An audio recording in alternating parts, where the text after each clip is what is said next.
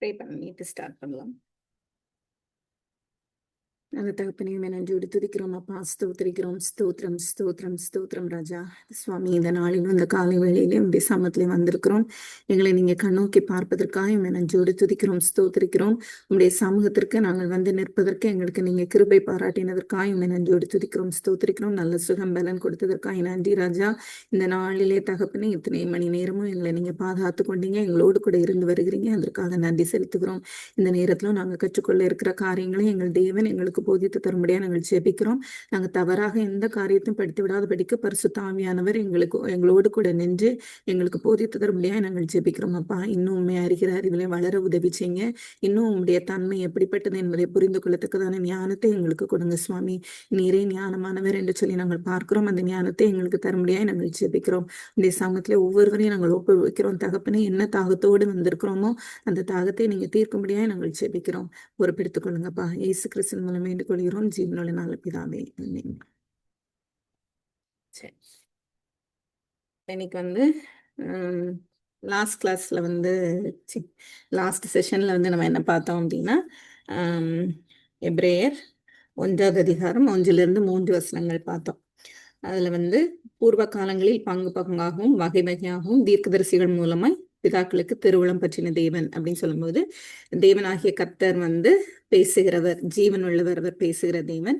அது போல மற்ற மதங்கள் இல்லை மற்ற தெய்வங்கள் அப்படின்னு சொல்லி பார்க்கும்போது அவங்க வந்து போய் மனுஷங்க அவங்கள தேடி கண்டுபிடிக்கணும் அப்படிங்கிற ஒரு இதுல இருக்கும்போது, தேவனாகிய கர்த்தர் வந்து நம்மோடு கூட பேசுவதற்காக, நம்மோடு கூட இடைப்படுவதற்காக, மனித குலத்தை மீட்பதற்காக அவர் நம்ம கூட வந்து பேசுறாரு அப்படின்னு சொல்லி பார்க்கிறோம். அப்ப பூர்வ காலங்களில் அப்படிங்கிறப்போ அது ஓல்ட் டெஸ்டமென்ட் பீரியட குறிக்குது அப்படின்னு பார்த்தோம். பங்கு பங்காக வகை வகையாக அப்படிங்கிறப்போ different ways, different manners, different persons மூலமா வந்து தேவன் பேசினாரு அப்படின்னு சொல்லி நம்ம பார்க்கிறோம். இப்ப தீர்க்கதரிசிகள் மூலமா பிதாக்களுக்கு அப்படின்னு சொல்லும்போது இந்த எபிரேய புத்தகம் வந்து யூதர்களுக்கு எழுதப்படுகிறது. ஒரு சில யூதர்கள் வந்து நல்லா விசுவாசிக்கிறாங்க. ஆனா விசுவாசிச்சுட்டும் அவங்களுக்குள்ள ஒரு பழைய அந்த பாரம்பரிய கட்டுப்பாடுகள் எல்லாம் அவங்களுக்குள்ள இன்னும் இருக்குது. அதை ஃபாலோ பண்ணலாமா, திரும்ப அங்க போயிடலாமாங்கிற ஒரு குழப்பம் இருக்கு. ஸோ அந்த மாதிரி யூதர்கள் இருக்கிறாங்க. இந்த லெட்டர் அவங்களுக்கு அட்ரஸ் பண்ணப்பட்டிருக்கு. அப்புறம் அடுத்தது வந்து ஒரு சில யூதர்கள் வந்து இவர் தான் மேசியா அப்படிங்கிறதெல்லாம் கேள்விப்படுறாங்க. அவங்களுக்கு கன்வின்சிங்காக தான் இருக்குது, கரெக்டாக தான் அவங்களுக்கு ஃபீல் ஆகுது. பட் அவங்களால இன்னும் அதை அக்செப்ட் பண்ண முடியல, ஃபெய்த்துக்குள்ளே வரல. அப்புறம் இன்னொரு செட் ஆஃப் பீப்புள் இருக்கிறாங்க, அவங்க ஏற்றுக்கிற மனதிலேயே இல்லை. So first set of people வந்து பிலீவர்ஸ், அடுத்த ரெண்டும் அன்பிலீவர்ஸ். அதில் ஒரு குரூப் கன்வின்ஸ்ட், இன்னொன்று வந்து அன்கன்வின்ஸ்ட். ஸோ இதுதான் வந்து நம்ம பார்த்தோம். அப்ப பூர்வ காலங்களிலும் அவர் பேசினாரு. இந்த கடைசி காலங்களில் அப்படின்னு சொல்லும்போது குமாரன் மூலமாய் நமக்கு திருவுளம் பற்றினார் அப்படின்னு சொல்லும்போது, முதல்ல வந்து தீர்க்கதரிசிகளை கொண்டு, தீர்க்கதரிசிகள்னா யாரு, தேவனுடைய வார்த்தையை ஜனங்களுக்கு எடுத்து சொல்றவங்க. ஸோ அவர்கள் மூலமா பேசினவர். கடைசி தீர்க்கதரிசியாகிய தன்னுடைய குமாரன் மூலமாகவும் அவர் பேசுகிறார் அப்படின்னு. அப்ப கடைசி நாட்களில் அப்படின்னு சொல்லும்போது இயேசு கிறிஸ்துவனுடைய காலம், சுவிசேஷத்தை அவர் அறிவிக்கிற காலம். அதுக்கப்புறம் அவர் இந்த புத்தகம் எதுக்கு எழுதப்பட்டிருக்கு, 2 நோக்கம். நிறைய இருக்குது உள்ள, பட் மெயினா 2 என்ன அப்படின்னு சொன்னா, ஜீசஸ் கிரைஸ்ட், ஜீசஸ் இயேசு அப்படிங்கிறவர் தான் வந்து தேவன். அவர் எல்லாருக்கும் மேல சுப்பீரியர் அப்படிங்கிறது ஒண்ணு வந்து சொல்றாங்க. இன்னொன்னு, அதனால அவரை வந்து நீங்க பற்றிக்கொள்ளுங்க, அவரை விடாதீங்க. இந்த 2 தான் மெயின் தீம் அப்படின்னு பாக்குறப்போ, அவர் எப்படிப்பட்டவர், அவர் எவ்வளவு பெரியவர் அப்படின்னு காமிக்கிறதுக்கு 7 காரியங்கள் பார்த்தோம்.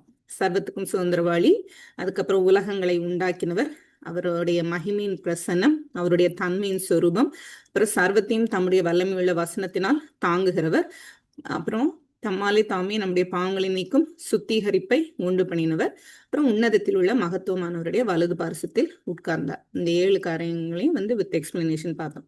ஸோ அந்த 3 வசனத்தை வந்து 3 பிரிவுக்கு கீழே பார்த்தோம். ஒன்று வந்து preparation of Christ, Old Testament ஃபுல்லா, அதாவது பழைய ஏற்பாட்டில் உள்ள எல்லா காரியங்களுமே இயேசு கிறிஸ்துவுக்கு ஆயத்தப்படுகிற காரியங்கள் தான் அப்படின்னு. அப்ப நம்மளும் வந்து ஓல்ட் டெஸ்டமெண்ட்டை படிக்கும்போது மேசியாவை குறித்தான காரியங்கள் எங்க வருது, தேவன் எப்படி அதை ஆயத்தம் பண்ணினார் அப்படிங்கிற ஒரு இதுல தான் வந்து நம்மளும் ஓல்ட் டெஸ்டமெண்ட்டை படிக்கணும். ஸோ அது ப்ரிப்பரேஷன் ஆஃப் கிரைஸ்ட் அப்படின்னு பார்த்தோம் ஓல்ட் டெஸ்டமெண்ட். அப்புறம் presentation of Christ, presentation of Christ அப்படிங்கிற போது நியூ டெஸ்டமெண்ட்ல ஓல்ட் டெஸ்டமெண்ட்ல ஆயத்த பண்ணப்பட்டிருந்த காரியங்கள், இயேசு கிறிஸ்துவை குறித்தான காரியங்கள், இயேசு கிறிஸ்து இந்த உலகத்திற்கு வந்ததுனால அது வந்து எல்லாம் நிறைவேறி கொண்டு இருந்தது.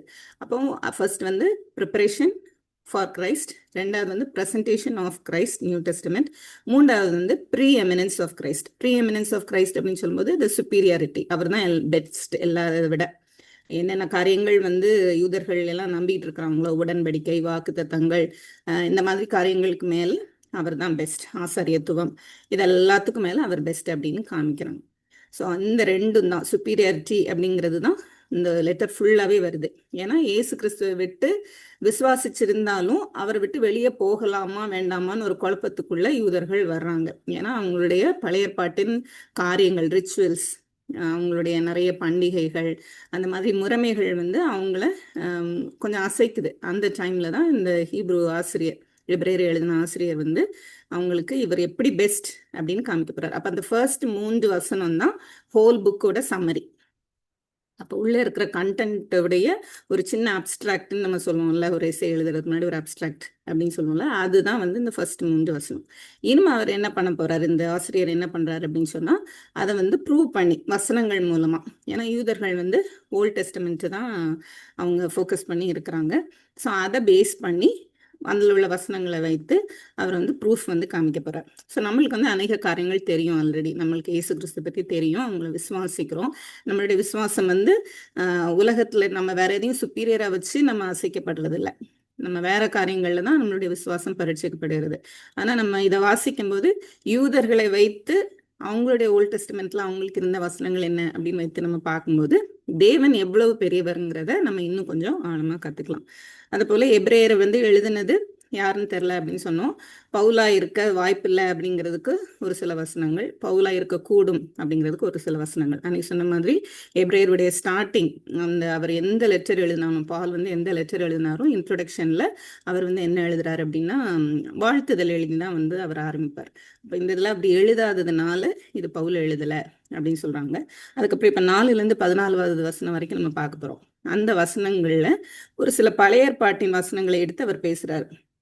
அப்படி எடுத்து பேசும்போது அதுல இன்னொரு காரியம் என்ன அப்படின்னு சொன்னா, இந்த எபிரேயர் புத்தகம் எழுதப்பட்ட பீரியட்ல நிறைய இடங்கள்ல சுவிசேஷம் சொல்லப்பட்டு வருது.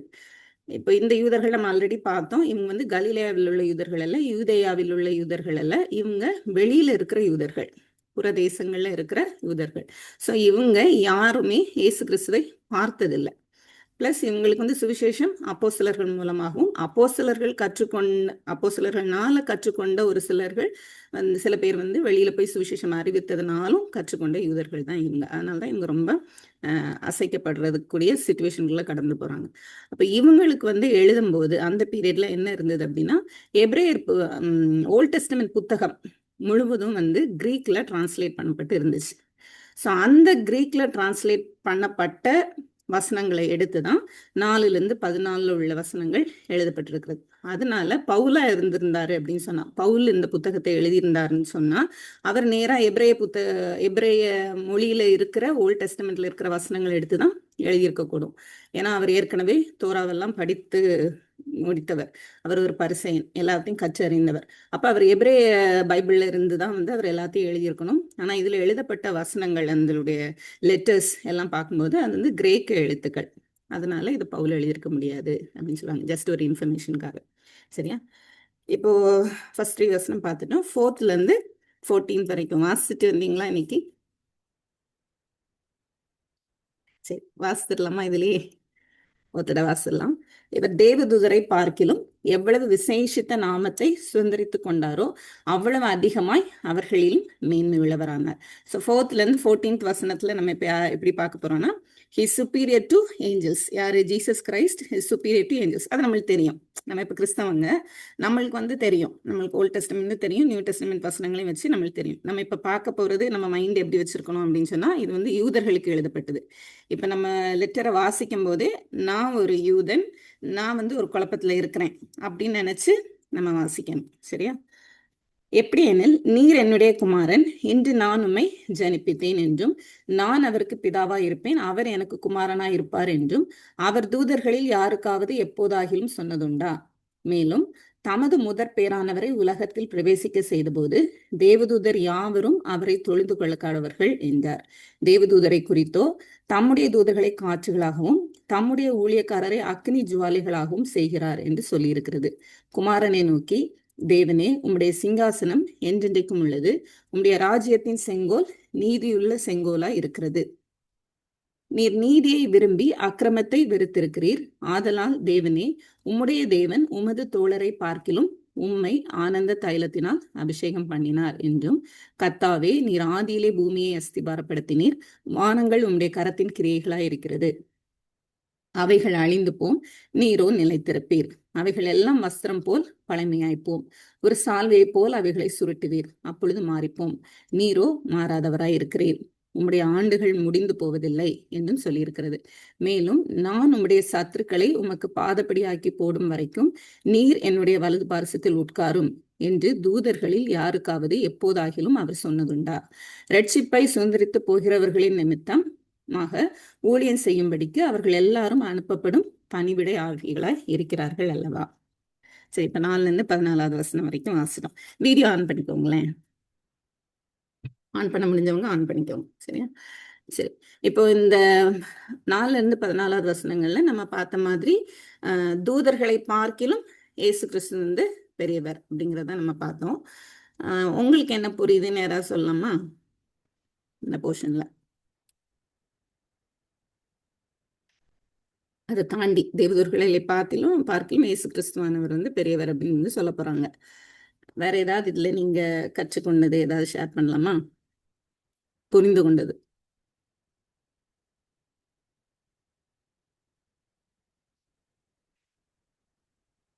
ஒண்ணுமே புரிஞ்சுக்கலையா?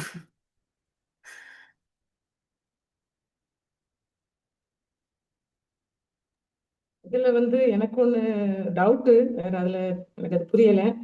நீர் நீதியை விரும்பி அக்கிரமத்தை வெறுத்திருக்கிறீர். அதனால் தேவனே உம்முடைய தேவன் உமது தோழரை பார்க்கிலும் உம் ஆனந்த தைலத்தினால் அபிஷேகம் பண்ணினார். சரி, அபிஷேகம் பண்ணினார், ஓகே. தோழரை பார்க்கலும்னா தோழர்னா யாரா குறிப்பிட்டிருக்கேன்னு ஒரு டவுட் இருக்கு. சரி, சொல்றேன்க்கா.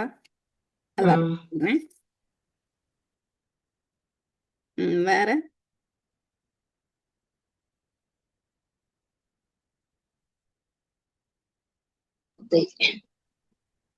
மேல பிலிப்பியர்ல ஒரு வசனம் வருதுல, பிலிப்பியர் 2ல இயேசுவின் நாமத்தில் வானோர் புதனத்தோர் எல்லாருக்கும் பூமியின் கீழானவருடைய முழங்கால முடங்கும்படிக்கு பிதாவாகிய தேவனுக்கு முன்பாக இயேசு கிறிஸ்து கர்த்தர் என்று நாவுகளை வரைக்கும் எல்லா நாமத்துக்கும் மேலான நாமத்தை தந்தருளினார்.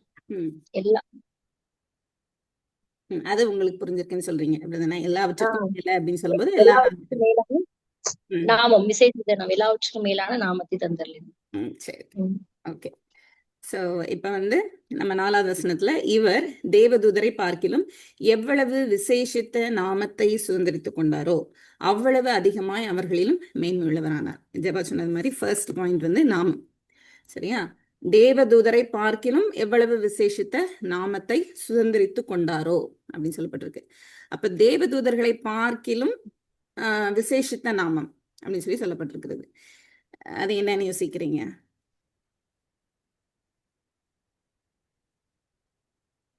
என்ன வருதுன்னா, உலகத்தை எல்லாம் உண்டாக்குனாரு தேவனுடைய வார்த்தை. ஏன்னா கிரியேஷன்ல ஃபர்ஸ்ட் அவர் தானே, குமாரன் தான்.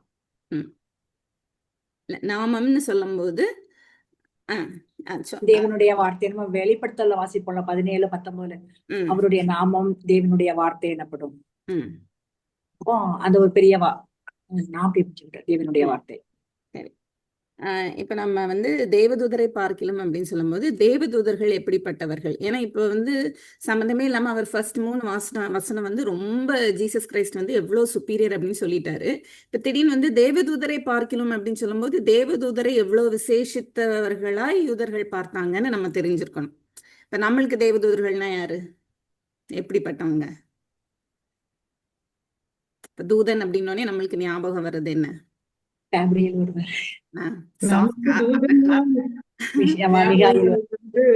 ஒரு வெள்ளை அங்கி உடுத்து 2 தானியலுக்கு ஹெல்ப் பண்ணது, யோவானுக்கு சொன்னதோட தூதர்கள் அப்படி நம்ம வாசிச்சது அந்த தூதர்கள் தான் வாசிச்சிருக்கோம். பிரதான தூதர்கள் ஞாபகம் வரும். மிகாவேல், காப்ரியேல் வந்து நம்மளுக்கு ஞாபகம் வரும். இப்போ அவங்க யூதர்களுடைய ட்ரெடிஷன் இல்லை யூதர்களுடைய அந்த ஹிஸ்டரியில வந்து பார்க்கும்போது யூதர்கள் வந்து எப்படி யோசித்தாங்க அப்படின்னு சொன்னா, மோசேக்கு கொடுக்கப்பட்ட அந்த உடன்படிக்கை இருக்குதுல்ல, அது வந்து தேவதூதர் மூலமா மோசேக்கு கொடுக்கப்பட்ட நியாயப்பிரமாணம் வந்து தேவதூதர்கள் மூலமா கொடுக்கப்பட்டிருக்கு அப்படின்னு சொல்லி அவங்க வந்து யோசிக்கிறாங்க. அதாவது தேவன்கிட்ட இருந்து எது வந்தாலும், மனுஷனுக்கு எது வந்தாலும் அது தேவதூதன் மூலமா வந்து வருகிறது அப்படின்னு சொல்லி. அது மாதிரி அவங்களுக்கு நிறைய, அவங்க வந்து வேதம்னு ஒன்று இருந்தாலும் அவங்களுக்கு வந்து நிறைய தல்மூத் அப்படின்னு ஒன்று இருந்தது. இன்னும் ரபிமார்கள் வந்து அவங்கவுங்க இன்டர்பிரிட்டேஷன்ல வந்து அவங்கவுங்களோட வியாக்கியானங்கள்ல வந்து நிறைய கதைகள் எல்லாம் வந்து உள்ள புகுந்துச்சு. அதனால தேவனுடைய வார்த்தையை தாண்டி இன்னும் இந்த நியாயப்பிரமாணமே அவங்களுக்கு ஏன் பாரமாச்சு அப்படின்னு சொன்னா, தேவன் கொடுத்த வார்த்தையை தாண்டி ரபிமார்கள் வேத பிரமாணத்தை வியாக்கியானம் பண்ணுகிறவங்க இவங்க எல்லாம் வந்து எக்ஸ்ட்ராவா கொஞ்சம் கொஞ்சம் உள்ள அவங்கவுங்க இதுக்குபடி அவங்க ஆட் பண்ணிட்டாங்க. அதனாலதான் வந்து அவங்களுக்கு நிறைய மூட நம்பிக்கைகள் மாதிரியான காரியங்கள். இப்போ ஏஞ்சல்ஸ் அப்படின்னு சொல்லி பார்க்கும்போது அவங்களுக்கு வந்து என்னன்னா, அவங்கெல்லாம் வந்து பெரிய பவர்ஃபுல் பீயிங்ஸ், அது உண்மை. இப்போ நம்ம வந்து ஏசாயால பார்க்குறோம், கேருபீன் சேராபீன் இதெல்லாம் பார்க்கும்போது நம்ம நினைக்கிற அந்த நம்ம ஸ்கிட்ல எல்லாம் போடுற மாதிரி காப்ரியேல் மாதிரி அப்படி 2 விங்ஸ் வச்சு அப்படி வர்றவங்க இல்லை. அங்கெல்லாம் எந்த இடத்துல பழைய ஏற்பாட்டுல எந்த இடத்துல வேதத்துல வந்து அவங்க ஏஞ்சல்ஸை அப்படியே ஏஞ்சலா பார்த்தாங்க அப்படின்னு சொன்னா அவங்க ஒண்ணு கீழே விழுந்துருவாங்க. தூதனானவர் தான் வந்து தூக்கி எழுப்பி நிக்க வைக்கிறாங்க. தானியல்ல பாக்குறோம், எசேக்கியல்ல பாக்குறோம், ஏசாயால பார்க்கிறோம். ஒரு பயம் வருகிறது, ஒரு நடுக்கம் வருது, ஆவியில வந்து கலக்கம் வருது. ஏன்னா அவங்க வந்து அவ்வளோ பவர்ஃபுல் பீயிங்ஸ், நம்ம ஹியூமன்ஸை விட அவங்க வந்து மேலானவர்கள். அப்போ யூதர்களும் வந்து அதை அப்படிதான் நினைச்சாங்க. ஆனா அவங்க எப்படி யோசித்தாங்கன்னா, கடவுளுக்கு ஈக்குவலா வந்து தூதர்களை வந்து அவங்க யோசித்தாங்க. ஃபார் எக்ஸாம்பிள், அவங்கள பொறுத்த வரைக்கும் வந்து இந்த உலகத்தை ஏக்கி கொண்டு இருக்கிறது தூதர்கள். அதே போல இந்த உலகத்துல வந்து ஸ்டார்ஸ் எல்லாம், நட்சத்திரங்கள்லாம் வந்து இருக்குது. அந்த நட்சத்திரங்களை வந்து கவுண்ட் பண்ணி அந்தந்த இடத்துல இருக்க வைக்கிறதுக்கு ஒரு 200 தூதர்கள் இருக்கிறாங்க. அவங்கெல்லாம் தான் இந்த வேலையை செய்யறாங்க. இதெல்லாம் வந்து அவங்களுடைய கட்டுக்கதைகள்ல இருந்து வந்த நம்பிக்கைகள் யூதர்களுக்கு. அதே போல வந்து தேசங்கள் இருக்கு, தேசத்தை வந்து ஆளுகை செய்கிறவர்களை இயக்குறவர்கள் தூதர்கள் அப்படின்னு சொல்லி. அதனால அவங்க எப்படி யோசித்தாங்க அப்படின்னா, தேவர்களை ரொம்ப பிரதானமா யோசித்தாங்க. பவுல் கூட கலாத்தியர்ல ஏதோ ஒரு இடத்துல இருந்து சொல்லுவாரு, மோசேக்கு தூதர்கள் மூலமா கொடுக்கப்பட்ட அந்த நியாயப்பிரமாணம் அப்படிங்கிற மாதிரி ஏதோ ஒரு வார்த்தை வரும். அப்போ இதெல்லாம் அவங்களுடைய நம்பிக்கை. தூதர்கள் வந்து மனிதர்கள் இடையே வந்து அவங்க எல்லாம் பண்றாங்க அப்படின்னு சொன்னா அவங்க அவ்வளோ தூரம் பெரியவங்க அப்படின்னு சொல்லி. அப்ப மனிதர்கள் வந்து அவங்களோட ஹையரார்கி படி அதுக்கு கீழே. அப்ப இயேசு கிறிஸ்து ஒரு மனிதனா தான் வந்தார் இந்த உலகத்திற்கு, அவங்கள பொறுத்தைக்கும். அதனால அவர் வந்து தேவன் அப்படின்னு சொல்லி அவங்களால ஏற்றுக்க முடியல. ஸோ ஃபர்ஸ்ட் வந்து தேவன், அடுத்து ஏஞ்சல்ஸ், அதுக்கு அடுத்து ஹியூமன் பீயிங்ஸ். இதுதான் கடவுள் கிரியேட் பண்ண ஒரு ஆர்டரும் கூட. நம்மளை விட வந்து ஏஞ்சல்ஸ் வந்து பவர்ஃபுல் பீயிங்.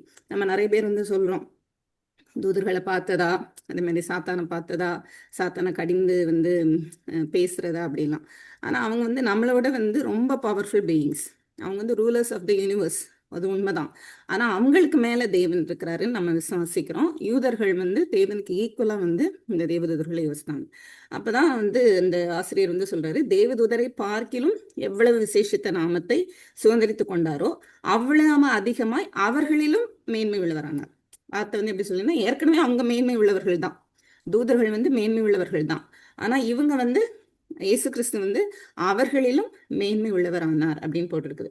இப்ப இந்த நாமம் என்ன அப்படின்னு சொல்லி பார்த்தோம்னா, எப்படி எனில், ஒரு நாமம் வந்து கிடைச்சிருக்குதுல்ல, இயேசு கிறிஸ்துக்கு வந்து ஒரு நாமம் சுதந்திரித்து கொண்டார் அப்படின்னு போட்டிருக்கு. எப்படி எனில் அப்படின்னு சொல்லும்போது அதனுடைய விளக்கம் வருகிறது. எப்படி எனில், நீர் என்னுடைய குமாரன். அப்போ இந்த குமாரன் அப்படிங்கிறது தான் இயேசு கிறிஸ்துவனுடைய நாமம். இந்த இடத்துல அந்த ப்ரூஃபுக்கு ஆசிரியர் பயன்படுத்துகிறது. அப்போ ஏஞ்சல்ஸ் வந்து குமாரர் கிடையாது தேவனுக்கு. அப்போ இவர் வந்து சொல்றார், தேவன் வந்து சொல்றார், நீர் என்னுடைய குமாரன், இன்று நான் உம்மை ஜனிப்பித்தேன் என்றும் நான் அவருக்கு பிதாவா இருப்பேன், அவர் எனக்கு குமாரனா இருப்பார் என்றும் அவர் தூதர்களில் யாருக்காவது எப்போதாகிலும் சொன்னதுண்டா. அப்ப அது வந்து பழைய ஏற்பாட்டு வசனங்கள் வச்சுதான் வந்து அவர் சொல்லணும். அப்ப அந்த வசனம் வந்து எங்க இருக்குது? 2 சாமுவேல், சங்கீதம் 2ல இருக்கு. சங்கீதத்துல வரும்ல, நான் உண்மை ஜெனிப்பித்தேன் இருக்கு. இந்த சங்கீதத்துல வரதே வந்து ஃபர்ஸ்ட் 2 சாமுவேல்ல பார்ப்போம்.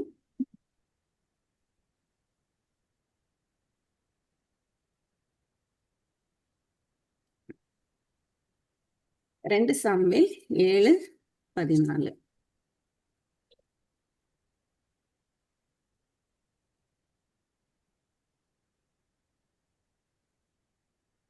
நான் அவனுக்கு பிதாவாய் இருப்பேன், அவன் எனக்கு குமாரனாய் இருப்பான், அவன் அக்கிரமம் செய்தார். இது வந்து தாவீதுனுடைய சிங்காசனத்தில் வீற்றிருக்கிறவர்.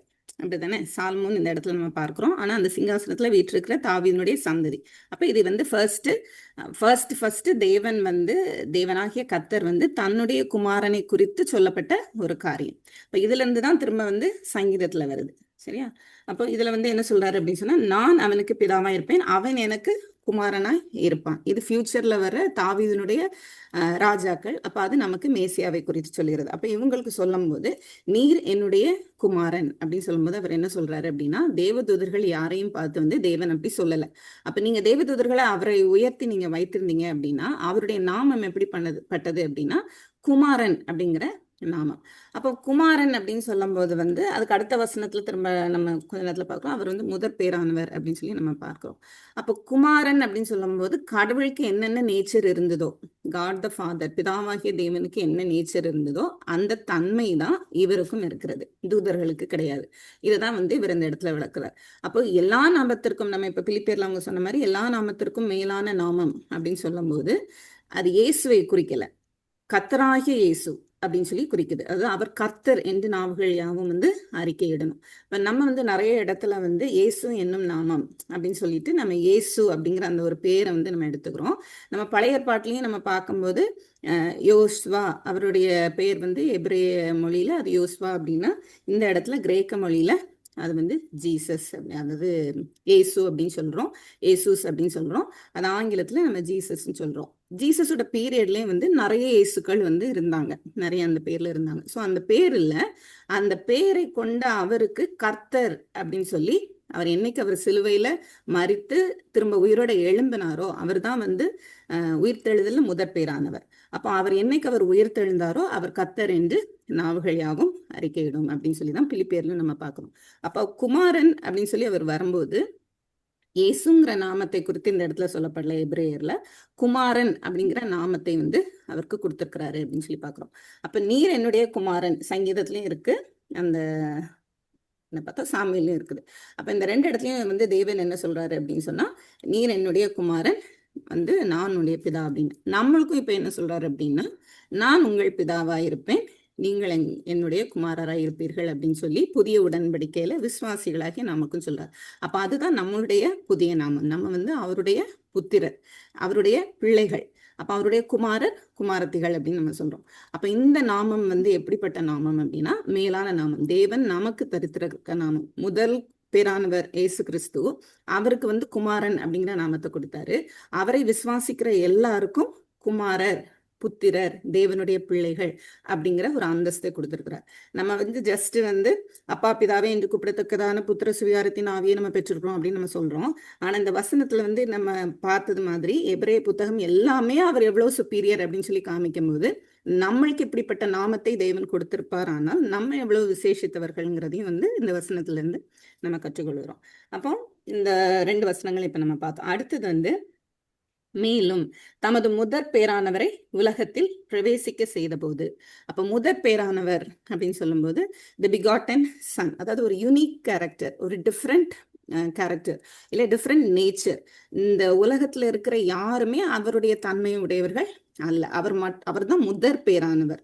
அப்படிப்பட்ட ஒரு குவாலிட்டியில உலகத்துக்குள்ள வராரு அப்படின்னா, உலகத்துல எத்தனை ஜனங்கள் முன்னாடி சிருஷ்டிக்கப்பட்டிருந்துக்கலாம், பின்னாடி வரலாம், ஆனா அவர் தான் முதற் பேரானவர் அப்படின்னு சொல்லும்போது தேவனுடைய தன்மையை கொண்ட அதே நேச்சரை கொண்ட ஒருவர் வந்து மனுஷனாய் இந்த உலகத்துல வராரு.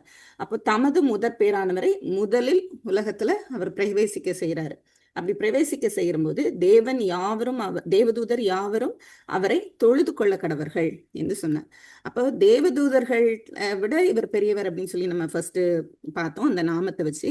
ரெண்டாவது வந்து முதற் பேரானவர் அப்படின்னு சொல்லி சொல்லும்போது இந்த உலகத்துல எத்தனை ஜனங்கள் இருந்தாலும், எத்தனை மனிதர்கள் இருந்தாலும் அவர் ஏன் முதற் பேரானவர்னா அவர் தான் வந்து யூனிக்கான ஒரு கேரக்டர்ல இருக்கிறாரு. ஏன்னா அவர் வந்து காட் அப்படிங்கிறதுல இருந்து வர்றாரு. அப்ப அவர் fully God and fully human அப்படிங்கிறதுக்கு இந்த வசனம். அப்ப அவர் முதற் பேரானவரை பிரவேசிக்க செய்த போது தூதர்களை பார்த்து தொழுது கொள்ளுங்கள் அப்படின்னு சொல்றாரு. அப்ப தேவதூதர்கள் தொழுது கொள்ளணும் அப்படின்னு சொன்னா தேவதூதர்களோட இவர் பெரியவரா இருந்திருக்கணும், அப்பதான் இவங்களை தொழுது கொள்ள முடியும். அப்போ ஒருத்தர் சிறியவங்க வந்து பெரியவங்களை தான் தொழுது கொள்வாங்க. அப்ப இந்த இடத்துல தேவதூதர்களை பார்த்து தேவன் பிதாவாகிய தேவனை யூதர்கள் எல்லாம் விசுவாசிச்சாங்க. அப்போ தேவன் வந்து இயேசு கிறிஸ்துவை தொழுது கொள்ளணும் அப்படின்னு சொல்லி சொல்றாரு அப்படின்னு சொன்னா அவர் தேவதூதர்களை பார்க்கிலும் பெரியவர் அப்படிங்கிற பாயிண்ட் வந்து அவர் இந்த இடத்துல வைக்கிறார். அப்போ இந்த இதுல வந்து 3 வார்த்தை நம்ம பார்த்தோம். ஒண்ணு வந்து நாமம், அது வந்து எப்படி விசேஷித்த நாமம் அப்படின்னா குமாரன் என்கிற நாமம். அப்ப நம்மளுக்கும் அந்த நாமம் வந்து தரிக்கப்பட்டிருக்கு. ஸோ அது விசேஷித்த நாமம். அடுத்து மேன்மை உள்ளவர் ஆனார் அப்படின்னு சொல்லும்போது தேவதூதர்களை பார்க்கிலும் மேன்மை உள்ளவர் ஆனான்னு சொன்னா இப்ப நம்மளும் தேவதூதர்களை பார்க்கிலும் மேன்மை உள்ளவர்கள். ஏன்னா கிறிஸ்துவுக்குள்ள வந்து தேவன் நம்மை பார்க்கிறார். அப்ப நம்மளும் வந்து மேன்மை உள்ளவர்கள். அடுத்து வந்து முதற் பேரானவரை உலகத்தில் பிரவேசிக்க செய்த போது அவர்கள் வந்து தொழுது கொள்ள கடவர்கள் அப்படின்னு சொல்லும்போது அவங்க வர்ஷிப் பண்ற இடத்துல இருக்கிறாங்க. இவர் வந்து அவர்களுக்கு மேலாக இருக்கிறார் அப்படின்னு சொல்லி வந்து சொல்லப்பட்டிருக்கிறது. அதுக்கு நிறைய வசனங்கள் இருக்கிறது. இந்த வெளிப்படுத்தின விசேஷத்துல நம்ம எல்லாருக்கும் தெரிஞ்ச வசனங்கள் தான். அந்த மூப்பர்கள், இவங்க தேவதூதர்கள், இவங்க எல்லாம் வந்து இயேசு கிறிஸ்துவை வர்ஷிப் பண்ற காரியங்கள். வெளிப்படுத்தின விசேஷம் 5:6-8 14வது வசனம். அப்புறம் வெளிப்படுத்தின விசேஷம் 19:10, வெளிப்படுத்தின விசேஷம் 4:7. அதே மாதிரி ஐசாயால நம்ம வந்து 6வது அதிகாரத்துல பார்க்கும்போதும் அவங்க வந்து இவர் பரிசுத்தர் பரிசுத்தர் பரிசுத்தர் என்று ஓயாமல் வந்து அவங்க சொல்லி கொண்டு இருக்கிறாங்க.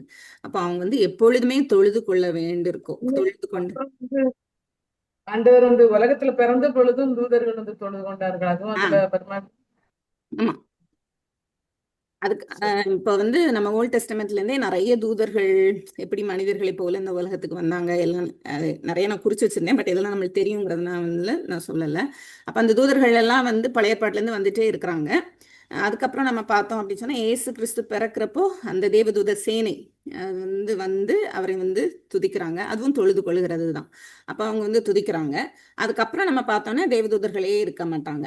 அதுக்கப்புறம் நேரா எப்ப தேவதூதர்கள் வராங்க அப்படின்னு சொன்னா அந்த டெம்டேஷன் பீரியட்ல அவருக்கு மினிஸ்டர் பண்ண வர்றாங்க. அதுக்கப்புறம் நேரா அவர் மரித்து உயிர் தெழும்போது திரும்ப தேவதூதர்கள் வராங்க. ஏன்னா இது இயேசு கிறிஸ்து தேவனை வெளிப்படுத்தி ஒரு தேவனாய் இந்த உலகத்துல இருக்கிறாரு. அப்புறம் அவர் கிளம்பும் போது தேவதூதர்கள் வராங்க. ஸோ அதுக்கப்புறம் வந்து தேவதூதர்கள் அப்படிங்கிறத வந்து நம்ம பார்க்க முடியாது. அப்ப அதுல இருந்து நம்மளுக்கு என்ன தெரியுது அப்படின்னு சொல்லி சொன்னா தேவனுடைய காரியங்களை உள்ள கொண்டு வர்றதுக்கு இந்த நம்மளுடைய ரெல்ம் பிசிக்கல் ரெல்ம்குள்ள வர்றதுக்கு ஏர்த்லி கிங்டம்குள்ள வரும்போது அவங்க வந்து மனித ரூபம் எடுத்து வர்றாங்க. அதுக்கப்புறம் வந்து தேவனோட இயேசு கிறிஸ்துவோடு அவங்க வந்து தங்களை காண்பிக்கும் போது தூதர்களா தங்களை காண்பிக்கிறாங்க. அதுக்கப்புறம் இப்ப இயேசு கிறிஸ்து வந்ததுனால நம்ம ஏற்கனவே பார்த்தது மாதிரி எல்லாமே முடிந்துச்சு. இயேசு கிறிஸ்துவை காண்பிக்க வேண்டும், வெளிப்படுத்த வேண்டும். அவர் மூலமா தான் ரட்சிப்புங்கிறது தான் தேவனுடைய திட்டம். இப்ப அது முடிஞ்சதுனால இப்ப நம்மளுக்கு யார் இருக்கிறான்னா இயேசு கிறிஸ்து. ஒரு சிலர் வந்து சொல்லுவாங்க கார்டியன் ஏஞ்சல்ஸ் இருக்காங்க அப்படின்னு சொல்லி சொல்லுவாங்க. தேவதூதர் எப்பொழுதும் நம்மளை பார்த்துட்டு இருக்கிறாங்க, போக்கில் மரத்துல அவங்க கூட இருக்கிறாங்க. ஆனா நம்ம அதை எப்படி பார்க்கணும், கிறிஸ்தவர்கள் எப்படி பார்க்கணும்னா தேவதூதர்களை பார்க்கிலும் கிறிஸ்து பெரியவர், அவர் நமக்குள்ள இருக்கிறார். அப்ப நம்மளுக்கு தேவதூதர் இருக்காங்களா இல்லையா இந்த கேள்வியெல்லாம் தாண்டி இயேசு கிறிஸ்து என் கூட இருக்கிறார். அதனால நம்மளுக்கு அந்த ஸ்பிரிச்சுவல் ரென்ல நான் எப்படி பார்ப்பேன் அப்படின்னா பரலோகத்தின் காரியங்கள் எப்படி இருக்குது அப்படிங்கிறது ஓல்ட் டெஸ்டமெண்ட்ல தான் நம்ம ஒரு சில காரியங்களை நம்ம பார்க்குறோம். நியூ டெஸ்டமெண்ட்ல நம்மளுக்கு ரொம்ப தெரியாது. அப்ப நான் எப்படி யோசிப்பேன், பர்சனலி நான் எப்படி யோசிப்பேன்னா பரலோகத்தின் காரியங்கள் வந்து நம்மளுக்கு தெரியாதப்போ அதை ரொம்ப யோசிக்க தேவையில்லை. இந்த உலகத்தின் காரியங்களை நான் வந்து பார்த்து கொண்டா போதும். இந்த உலகத்துல தேவன் எனக்கு எது கொடுத்துருக்கிறாரோ அதை நான் வச்சுக்குவேன். இப்ப பரலோகத்துக்கு போயிட்டு வந்தோம்னு சொல்லுவாங்க, பரலோகத்துல இப்படி பார்த்தோம்னு சொல்லுவாங்க, விஷன்ல வந்து நாங்க தூதர்களை பார்த்தோம்னு சொல்லுவாங்க. இது அவங்கவுங்களோட பிலீஃப். என்னோட பிலீஃப் என்ன அப்படின்னு சொன்னா இயேசு கிறிஸ்து எனக்கு கூட இருக்கிறார். அவர் வார்த்தையின் மூலமா என்னோட பேசுகிறார். அவர் தான் வந்து கடைசியாக தேவன் திட்டம் பண்ணின முழுமையான வெளிப்பாடு, தேவனை குறித்த முழுமையான வெளிப்பாடு. இது வந்து என்னோட புரிதல். ஸோ அவங்க வச்சுக்கலாம். இப்போ கார்டியன் ஏஞ்சல்ஸ் இருக்கிறாங்க, வெளியே போக்கிலும் மரத்துலையும் வந்து அவங்க எங்களை பாதுகாத்து கொள்ளுறாங்க, எங்க பிள்ளைங்க வெளி தேசங்களில் படுக்கிறாங்க, உங்க தூதர்களை கொண்டு பாதுகாத்து கொள்ளுங்க, இப்படியெல்லாம் வந்து ஜெபம் பண்ணுவாங்க. இதெல்லாம் நம்ம வந்து குற்றப்படுத்துறதுக்கு இல்லை, இது அவங்களுடைய பிலீஃப். சரியா? இதனால தியாலஜி எதுவும் வந்து மாறப்போறது இல்லை. ஆனா நம்ம தேவனைக்கு மேல கொண்டு போயிட்டோம் அப்படின்னு சொன்னா இந்த யூதர்கள் போல நம்மளும் ஆயிடுவோம். ஸோ தேவன் தான் எல்லாம், இயேசு கிறிஸ்து தான் எல்லாம். இயேசு கிறிஸ்து மூலமா தான் நம்ம தேவனை வந்து பார்த்துக்கொள்ள முடியும். ஸோ அதை நம்ம வந்து பார்த்துக்கொள்ளணும். சரியா? அப்புறம் தேவதூதரை குறித்தோ தம்முடைய தூதர்களை காற்றுகளாகவும் தம்முடைய ஊழியக்காரரை அக்னி ஜுவாலைகளாகவும் செய்கிறார் என்று சொல்லியிருக்கிறது. அப்போ தேவதூதரை குறித்து என்ன சொல்லப்பட்டிருக்கு அப்படின்னா தம்முடைய தூதர்களை காட்சிகளாகவும் தம்முடைய ஊழியக்காரரை அக்னி ஜுவாலைகளாகவும் செய்கிறார் அப்படின்னு சொல்லும்போது இந்த செய்கிறார் அப்படிங்கிற வார்த்தை என்னது அப்படின்னா சிருஷ்டிக்கிறார் இல்ல சிருஷ்டித்தார், அந்த மாதிரி தான் இருக்குது. அதாவது இங்கிலீஷ்ல created, he created the angels. எதுக்கு அப்படிங்கிறது அப்ப தேவதூதரை அவர் சிருஷ்டித்தார் அப்படின்னு சொல்லும்போது இவர் சிருஷ்டிகர், அவர்கள் சிருஷ்டிக்கப்பட்டவர்கள். அப்ப தேவதூதர்களை பார்க்கிலும் இவர் பெரியவர் அப்படின்னு இந்த இடத்துல சொல்றார். அப்ப தேவதூதர்களை காற்றுகளாகவும் தம்முடைய ஊழியக்காரரை அக்னி ஜுவாலைகளாகவும் அப்படின்னு சொல்லும்போது, இப்போ இந்த இடத்துல தூதர்கள் ஊழியக்காரர்கள் 2 பேருமே தூதர்களை தான் குறிக்குது. இந்த தூதர்கள் ஊழியக்காரர்களா இருக்கிறாங்க, அதாவது மினிஸ்டர்ஸா இருக்கிறாங்க, இல்ல சர்வன்ஸா இருக்கிறாங்க. சர்வன்ஸ் அப்படிங்கிறது என்னன்னா, காட் என்னென்ன காரியங்களை சொல்றாங்களோ அதை சர்வ் பண்றவங்களா இருக்கிறாங்க. நம்ம நிறைய ஓல்ட் டெஸ்டமெண்ட்லயும் பார்க்கிறோம், நியூ டெஸ்டமெண்ட்ல இந்த லாஸ்ட் ரெவலேஷன்லயும் நம்ம பார்க்கிறோம். தேவன் சொல்றத அவங்க செய்வாங்க, அதான் சர்வெண்ட். இல்லைன்னா மினிஸ்டர்ஸ், அதுதான் ஊழியக்காரர். மற்றபடி இந்த வசனத்தை நம்ம எப்படி எடுத்துக்கூடாதுன்னா, சர்ச்சில் இருக்கிற ஊழியக்காரங்க பாஸ்டர்ஸ் அந்த மாதிரி கிடையாது. தூதர்களை காற்றுகளாகவும் ஊழியக்காரரை அக்னி ஜுவாலைகளாகவும். நிறைய இடங்கள்ல நம்ம வேதத்துல பார்க்கும்போது தூதர்கள் அப்படின்னு சொல்லும்போது அவங்க அக்னி போல, இந்த ஐசாயெல்லாம் நம்ம பார்க்கும்போது நம்மளுக்கு உடனே ஞாபகம் வருது என்ன அப்படின்னா, அவங்கள சுத்தி அக்னி இருக்கும், பலிபீடத்துல பக்கத்துல இருக்கிறாங்க. அப்போ அந்த தூதன் உள்ள இருந்து நெருப்பு தழலை எடுத்து இங்க கொடுக்கறது, அந்த மாதிரி எல்லாம் நம்ம சொல்லும் போது அவங்க முழுவதும் அக்னி நிறைந்தவர்களா அவங்க இருக்கிறத நம்ம பார்க்கிறோம். இப்போ இங்கிலீஷ்ல த பர்னிங் ஒன்ஸ், இல்ல த ஃபயரி ஒன்ஸ், இல்ல பிளேசிங் லைட்லோடு இருக்கிறவங்க, அந்த மாதிரி சொல்லப்பட்டிருக்கிறது. அப்போ அவங்க அக்னி ஜுவாலைகளா இருக்கிறாங்க அப்படின்னு சொல்லும்போது, பைபிள்ல எங்கெங்க அக்னி வருதோ அதெல்லாம் எதை குறிக்குது அப்படின்னா, டிவைன் ஜட்ஜ்மெண்ட் குறிக்குது. இப்போ தேவனுடைய அக்னி இறங்கணும் அப்படின்னு நம்ம ஜெபிக்கிறோம் அப்படின்னா, நம்ம மேல அவருடைய ஜட்ஜ்மெண்ட் வரணும் அப்படின்னு நம்ம ஜெபிக்கிறோம் தான் அர்த்தம். ஜட்ஜ்மெண்ட் அப்படிங்கிறது என்ன அப்படின்னு சொன்னா, என்னை சுத்திகரிக்கிறது, என்னுடைய பாவத்திலிருந்து எனக்கு ஏதோ ஒரு தண்டனையோ இல்லை ஏதோ ஒரு கஷ்டமோ இல்லை ஏதோ ஒரு பாடுகளுக்காக நான் செஞ்சு நான் சுத்திகரிக்கப்படுகிறேன். எந்த இடத்துல பைபிள்ல நீங்க அக்னி வாசித்தாலும் அது சுட்டெரித்து போடும், அது தூய்மையாக்கும், அந்த மாதிரி. அப்போ இந்த இடத்துல அக்னி ஜுவாலைகள் அப்படின்னு சொல்லும்போது தேவதூர்களும் நியாயம் தீர்க்கிறவர்களா இறங்குறாங்க. அப்போ மத்தேயுல ஒரு வசனம் இருக்குது, 13வது அதிகாரம் 41, 42.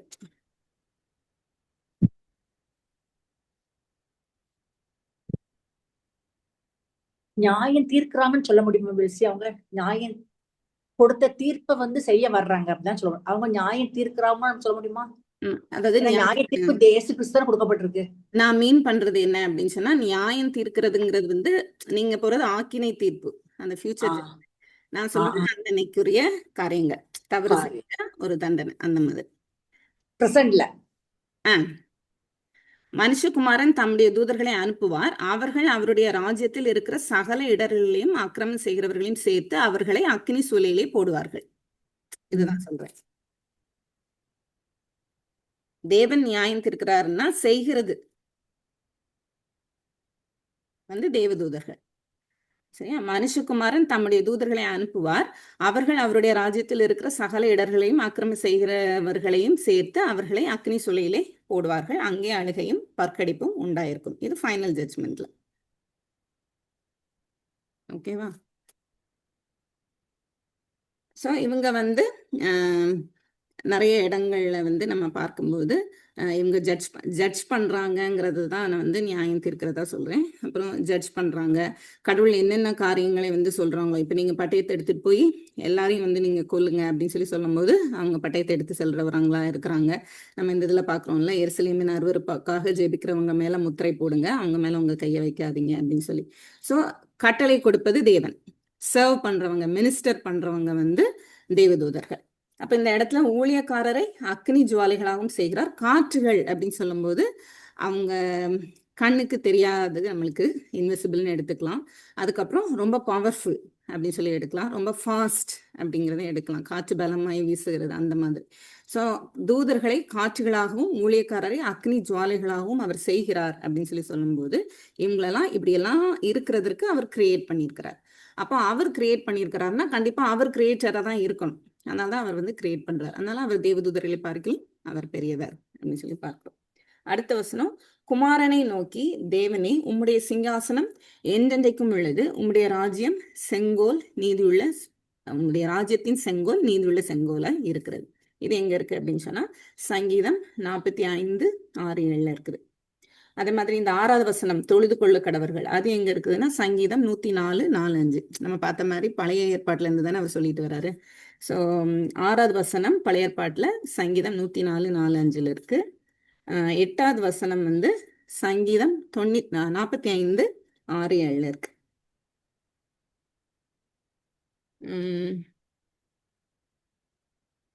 சரி, அப்ப குமாரனை நோக்கி தேவனே உம்முடைய சிங்காசனம் என்றென்றைக்கும் உள்ளது. அப்ப எந்த ஒரு உலகத்துல இருக்கிற எந்த ஒரு ராஜ்யம் என்றென்றைக்கும் வந்து இருக்கிறது அப்படின்னு சொன்னா அந்த ஆட்கள் வந்து எப்படினாலும் மறைத்து போய் அவங்க ஜென்ரேஷன் வருது, அப்புறமும் சில நேரம் அந்த ஜென்ரேஷன் இல்லாம வேற ஜென்ரேஷன் வந்து வருது. அப்ப இவருடையது வந்து என்றென்றைக்கும் உள்ளது அப்படின்னு சொல்லும் போது இது எதை குறிக்கிறது அப்படின்னா நித்தியமாய் அவர் பரலோகத்தில் வீற்றிருக்கிறார். நம்ம பார்த்தோம் லாஸ்ட் இதுல நம்ம பார்க்கும்போது வலது பாரசத்தில் உட்கார்ந்தார். அவருடைய கிங்ஷிப், அவர் வந்து எப்படி ஆளுகை செய்கிறவர், அவர் என்றென்றைக்கும் ஆளுகை செய்கிறார். ஏன் அப்படின்னா அவர் ஒரே தரம் மரித்தார், அவர் உயிர் தெழுந்துட்டார், இப்ப அவர் காரியத்தை முடித்துட்டார், அவர் வந்து உட்கார்ந்து இருக்கிறார் அப்படின்னு சொல்லி நம்ம போன தடவை பார்த்தோம். அப்ப அதுதான் இந்த இடத்துல கொடுக்கப்பட்டிருக்கிறது. தேவனே உம்முடைய சிங்காசனம் என்றென்றைக்கும் உள்ளது, உம்முடைய ராஜ்யத்தின் செங்கோல் நீதியுள்ள செங்கோலாய் இருக்கிறது. இப்ப நம்ம சொன்ன மாதிரி நியாய தீர்ப்பு அவருடையது. அப்போ அவர் நீதியின் செங்கோலாய் இருந்தாதான் அவர் வந்து நியாயம் தீர்க்க முடியும். அப்ப அவருடைய ராஜ்யத்தின் செங்கோல் எப்படி இருக்கிறது அப்படின்னா அது நீதி உள்ள செங்கோலா இருக்கிறது. அவர் வந்து ரைச்சியஸா அவர் இருக்கிறாரு. அந்த ரைச்சியஸ்னஸ் தான் நம்மளுக்கு கொடுத்திருக்காரு. நம்முடைய பாவங்களை அவர் ஏற்றுக்கொண்டு அவர் நீதியை நம்ம மேல வந்து அவர் கொடுத்திருக்கிறார் அப்படின்னு பாக்குறோம். அதுக்குடைய ப்ரூஃப் தான் வந்து இந்த வசனம். நீ நீதியை விரும்பி அக்கிரமத்தை வெறுத்திருக்கிறீர். ஆதலால் தேவனே உம்முடைய தேவன் உமது தோழரை பார்க்கிலும் உம்மை ஆனந்த தைலத்தினால் அபிஷேகம் பண்ணினார். இப்ப அக்கா கேட்ட மாதிரி உமது தோழரை அப்படின்னு சொல்லும்போது அது கிரேக்க வார்த்தையில இருந்து இங்கிலீஷ்ல கன்வெர்ட் பண்ணும்போது அசோசியேட்ஸ் அப்படின்னு சொல்லி சொல்றாங்க. அதாவது அவர் அந்த மேல ஏஞ்சல்ஸ் வச்சுதானே இப்ப பேசிட்டு இருக்கிறாங்க. அப்ப ஏஞ்சல்ஸ்ல வந்து டிஃப்ரெண்ட் ஹையரார்கி இருக்குது அப்படின்னு சொல்லி சொல்றாங்க. இதெல்லாம் யூதர்களுடைய பிலீஃப்ஸ். டிஃப்ரெண்ட் ஹையரார்கி இருக்கு. அதே மாதிரி நம்மளுக்கு வந்து தெரிஞ்சது 2 ஏஞ்சல் தான், காப்ரியேல், ரஃபேல் அப்படின்னு சொல்லி. அவங்க வந்து மொத்தம் 7 தூதர்கள் பிரதான தூதர்களாகவும் அவங்களுக்கு கீழே எத்தனையோ ஆயிரக்கணக்கான தூதர்கள் இருக்கிறதாகவும் ஒவ்வொருத்தருக்கும் ஒவ்வொரு டிபார்ட்மெண்ட் மாதிரி நம்ம புரிஞ்சுக்கிறதுக்கு. ஸோ அந்த மாதிரி அவங்க வச்சிருக்கிறாங்க. இதை தான் இந்த இடத்துல உமது தோழரை பார்க்கலும், அதாவது அசோசியேட்ஸ்னா அவங்க கூட இருக்கிறவங்களை பார்க்கலும் அப்படின்னு சொல்லி கொடுக்கப்பட்டிருக்கு. நம்ம தமிழ்ல வந்து உமது தோழரைன்னு கொடுக்கு. சரியா? அப்ப தேவனே உம்முடைய தேவனே அப்படின்னு சொல்லி சொல்லும் போது ஏற்கனவே இயேசு கிறிஸ்துவே தேவன் அப்படின்னு தான் இங்க ரெஃபர் பண்ணப்பட்டிருக்கு.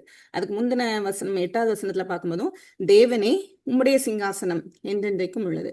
அந்த 2 இடத்துலையும் பார்க்கும்போது இயேசு கிறிஸ்துவை குமாரனை நோக்கின்னு தான் சொல்லப்பட்டிருக்குது. அப்ப இயேசு கிறிஸ்துவை நோக்கி தேவன் அப்படின்னு சொல்லி வசனம் வந்து பழைய ஏற்பாட்டிலேயே சொல்லுகிறது அப்படிங்கிறது தான் இந்த இடத்துல காமிக்கிறாங்க. 1. 2வது வந்து என்னன்னா உமது தோழரை பார்க்கிலும் உம்மை ஆனந்த தைலத்தினால் அபிஷேகம் பண்ணினார். அப்ப அபிஷேகம் அப்படின்னு சொல்லும்போது ஏற்கனவே நம்மளுக்கு தெரியும், ஒரு ராஜாவை அபிஷேகம் பண்ணுவாங்க, ஒரு தீர்க்கதரிசியை அபிஷேகம் பண்ணுவாங்க, ஆசாரியனை அபிஷேகம் பண்ணுவாங்க. இதுதான் பழைய ஏற்பாட்டுல நம்ம பார்க்கும்போது இந்த 3 பேரையும் அபிஷேகம் பண்ணுவாங்க. இந்த 3 டிஃப்ரெண்ட் ஆஃபீஸ் அப்படின்னு சொல்லி எனக்கு பார்த்தோம். இந்த 3 டிஃப்ரெண்ட் ஆஃபீஸையும் ஃபுல்ஃபில் பண்ண ஒருவர் அப்படின்னு சொன்னா அவர் வந்து இயேசு கிறிஸ்து. அப்ப இவர் அபிஷேகம் பண்ணப்பட்டவர் அப்படின்னு சொல்லும் போது இந்த ஓல்ட் டெஸ்டமெண்ட்ல ஃபுல்லாவே மேசியான்னு ஒருவர் வருவாரு, அபிஷேகம் பண்ணப்பட்டவர் வருவார், இப்படிதான் அவங்க பேசிட்டே வராங்க. அப்ப யூதர்களுக்கு அது தெரியும். அப்ப அபிஷேகம் பண்ணப்பட்டவர் அப்படின்னு சொன்னா இந்த 3 பர்பஸ்க்கு தான் அபிஷேகம் பண்ணப்படுறாங்க ஓல்ட் டெஸ்டமெண்ட்ல. அப்போ ஒருத்தர் வந்து இந்த 3 காரியங்களையும் செய்வார் அப்படின்னு சொல்லும்போது இவர் செய்திருக்கிறார். இவர் ஏற்கனவே வந்து ராஜாவா இருக்கிறார், இவர் ஏற்கனவே தீர்க்கதரிசனங்களின் நிறைவேறுதலா இருக்கிறார், அதுக்கப்புறம் இவர் ஆசாரியரா இருக்கிறார் அப்படிங்கிறது தான் வந்து இவர் ப்ரூவ் பண்ணிட்டு வர்றார். ஆசிரியர் வந்து இந்த இடத்துல ப்ரூவ் பண்ணிட்டு வர்றார். நீர் நீதியை விரும்பி அக்கிரமத்தை வெறுத்திருக்கிறீர். ஆதலால் தேவனே உம்முடைய தேவன் உமது தோழரை பார்க்கிலும் உம்மை ஆனந்த தைலத்தால் அப்படிங்கிறப்போ ஸ்பெஷலா உங்களை வந்து அபிஷேகம் பண்ணியிருக்கிறாங்க. அது ஏன் ஆனந்தம் அப்படின்னு சொன்னா இந்த உலகத்தை அவர் வந்து ரட்சிக்கிறார், அதனால அது ஆனந்த தைலத்தினால் வந்து அபிஷேகம் பண்ணினார் என்று ஓல்ட் டெஸ்டமெண்ட்லயே சொல்லப்பட்டிருக்கு அப்படிங்கிறத அவர் வந்து இந்த இடத்துல காமிக்கிறார்.